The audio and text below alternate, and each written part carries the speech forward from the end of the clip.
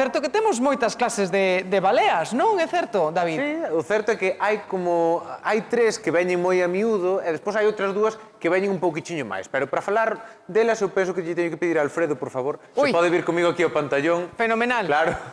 Porque, Alfredo, antes de empezar con isto, eu teño escoitado que a balea era algo así como o porco do mar, non? Que se aproveitaba todo dele.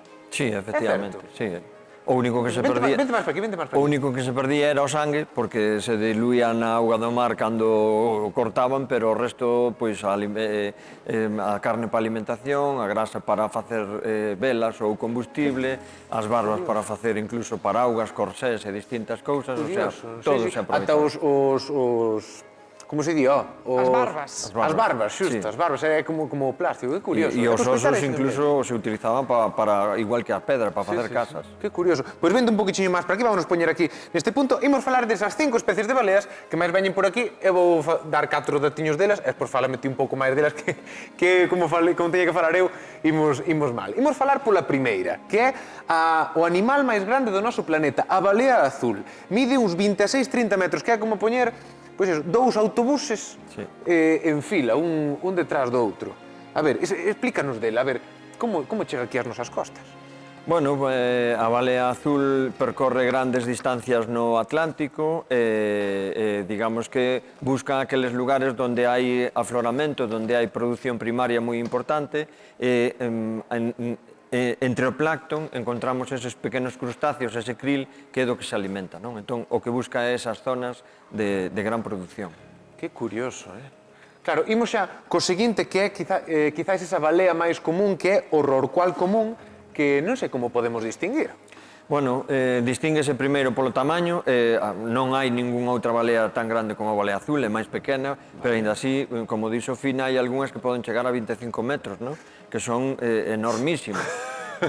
A coloración é diferente, a característica peculiar da balea común é que a cara do seu lado dereito é branca e o do lado esquerdo é negro, o sea que é asimétrica na súa coloración. E é a única balea que ten esa asimetría na cara. Ai, que curioso, é como as vacas frisoas, comezábamos falando das vacas de leite que son brancas e negras, pois esta balea é igual. Que curioso.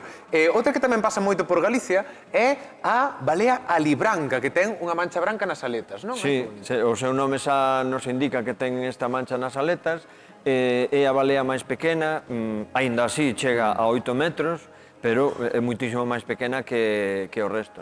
Ten unha aleta dorsal proporcionalmente máis grande que no resto das baleas e as barbas son brancas, sobre todo. A balea alibranca, sobre todo, come peixe, peixe miúdo. Que curioso. É dicir, a máis grande come o máis pequeno. Come o máis pequeno. Mira ti que curioso. Claro, estas son as 3 especies que máis visitan as nosas costas, pero tamén temos a balea xibarte, balea xibada ou yubarta, non? Sí, en galego é xibarte. A xibarte a coñecemos por estas aletas tan grandes que ten e sobre todo por esos cantos. Cando oímos en discos ou en músicas, pois sons de baleas, é desta balea, porque é a que podemos oírnos.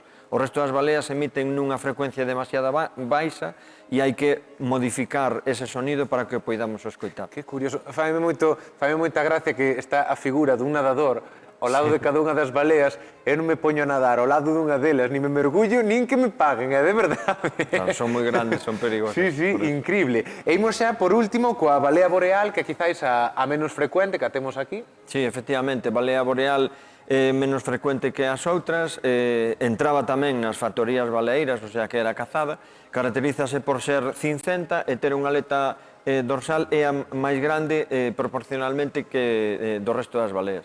En portugués chamase balea sardiñeira tamén porque se alimenta de peixes. Claro, que curioso. Pois, para que vostedes nas súas casas saiban, se algún día saen a nadar e se cruzan con unha destas baleas ou se van nun barco e ven ao lonxe algunha, pois eso, para que saiban a que tipo de balea se refire.